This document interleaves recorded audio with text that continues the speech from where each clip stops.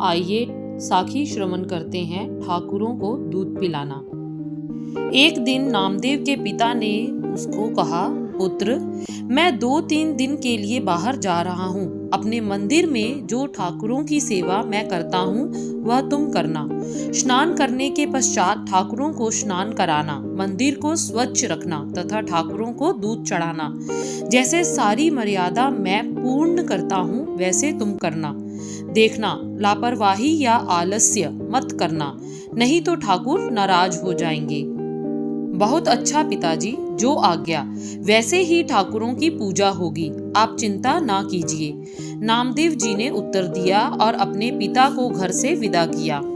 अगले दिन नामदेव जी सुबह शीघ्र ही उठे, स्नान किया और धूप जलाई। तदुपरांत ठाकुरों के आगे दूध का कटोरा भरकर रखा।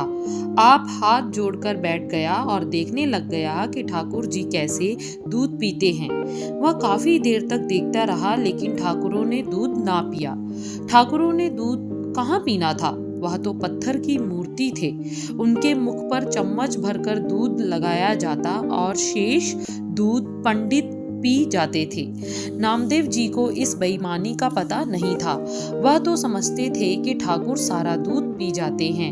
तब उन्होंने ठाकुरों के आगे विनती करनी शुरू की, हे प्रभु, मैं तो आपका छोटा सा सेवक हूँ, दूध लेकर आया हूँ। यह दूध शुद्ध है, कृपा करके इसे ग्रहण कीजिए। अंत में भक्त ने बहुत बेचैनी से इस प्रकार ठाकुरों से प्रार्थना की, दूध कटोरे गड़वे पानी, कपल गाई नामे दो आनी। दूध पियो गोविंदे राई, दूध पियो मेरा मन पति आई। नाही ता घर को बाप रिसाई, रहाओ सोइन कटोरी अमृत भरी, ले नामे हर आगे तरी। हे प्रभु, दूध का कटोरा तथा जल का गड़वा आपके पास रखा हुआ है। यह दूध मैं कपला गाय से दोह कर लाया हूँ। हे मेरे गोविंद, दूध पीजिए। यदि आप दूध पी लेंगे तो मेरा मन शांत हो जाएगा, नहीं तो घर पहुंचकर पिताजी नाराज होंगे। सोने की कटोरी मैंने आपके आगे रखी है, पिए, अवश्य पिए। मैंने कोई पाप नहीं किया। यदि मेरे पिता से प्रतिदिन दूध पीते हो तो मुझसे आप क्यों नहीं पी रहे? हे प्रभु, दया करें, कृपा करें। आगे ही पिताजी मुझे बुरा एवं निकम्मा समझते हैं। यदि आज आपने दूध ना पिया तो मेरी खैर नहीं, पिताजी घर से निकाल देंगे। हे भगवान, जो कार्य नामदेव जी के पिता सारी उम्र ना कर सके, ठाकुर तथा अपने जीवन के साथ सदा बेईमानी की, ना शुद्ध हृदय से प्रार्थना करते रहे और ना ही ठाकुर जी ने दूध पिया।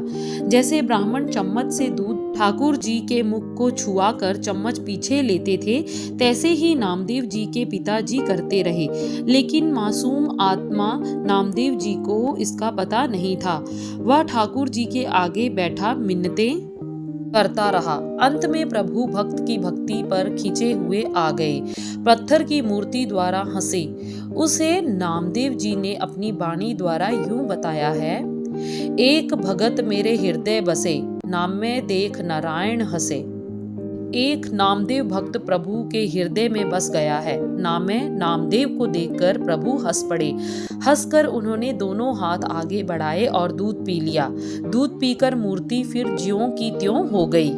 दूध पियाई भगत घर गया, नाम में हर का दर्शन भया। दूध पिलाकर नामदेव जी घर चले गए। इस तरह उनको प्रभु ने साक्षात दर्शन दिए। यह नामदेव की भक्ति मार्ग पर प्रथम जीत थी। उनकी विनती सुनी गई तथा आत्मा कहीं और हो गई। प्रभु से ध्येय मिल गया। इस साखी के संबंध में भाई गुरदास जी ने यह उच्चारा है, काम किते प्यों चलिया, नामदेव नो आँख सिधाया। ठाकुर दी सेवा करी, दूध पियावन कह समझाया। नामदेव स्नान कर, कपल गाई दुह के ले आया। ठाकुर नो नहवाल के, चरणों तक ले तिलक चढ़वाया। हाथ जोड़ बिनती करे, दूध पियो जी गोविंद राया। नीचो कर आराध्या, कोई दयाल दर्श दिखलाया। भरी कटोरी नाम देव ले, ठाकुर नौ दूध पियाया। गाई मुई जीवालियन, नाम देव दा छपर छाया। फेर देहुरा रखियोन, चार वरण ले पैरी पाया। भगत जना दा करे कराया। शुद्ध हृदय से ही हुई उनकी वंदना ऐसी प्रमाण हुई कि उनके पास शक्तियां आ गईं। वह भक्ति भाव वाले हो गए तथा जो वचन मुंह से कहते वही सत्य होते। आपके पिता आए। उन्होंने जब सुना कि नामदेव ने पत्थर के ठाकुरों में जान डाल दी, उनको दूध पिलाया, तो वह बड़ा खुश हुआ। उसने समझा उसकी कुल सफल हो गई। उसने जाकर ठाकुरों के मंदिर में प्रार्थना की।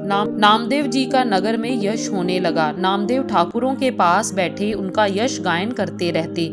घर में कामों को त्याग दिया। अगली साखी पुंडरपुर में बिठुल के चरणों में जल्द ही आप सबको श्रवण करवाएंगे।